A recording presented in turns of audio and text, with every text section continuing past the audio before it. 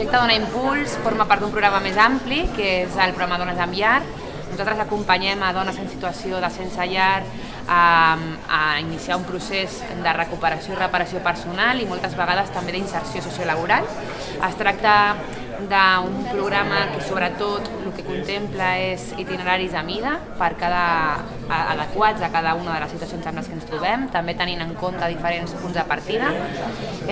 Treballem en base a uns plans de treball i a uns itineraris d'inserció que sovint inclouen altres necessitats i desitjos que sí que formen part d'un projecte vital més ampli, i no només acompanyem en la definició d'aquest projecte professional, sinó que al seu torn també això ens permet treballar aspectes de salut física, aspectes de salut mental, situació de consum i sobretot a través de la feina intentar que aquestes dones puguin accedir a recursos suficients per sostenir unes condicions de vida digna i poder sortir de la situació en la que es troben.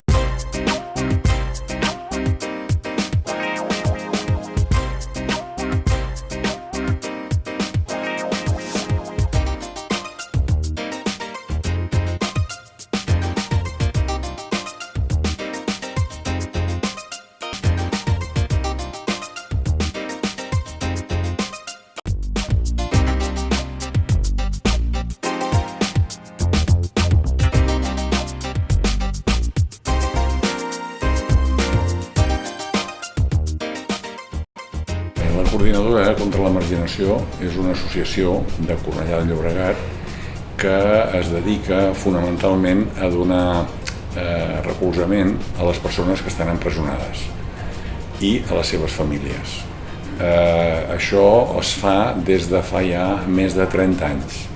Es fa amb persones de Cornellà i a vegades també s'hi incorporen persones que són de l'entorn, d'Hospitalet, de Sant Feliu, de Sant Boi, que coneixen la coordinadora a través d'algun dels companys que estan a la presó i també demanen que nosaltres els anem a donar aquest recolzament.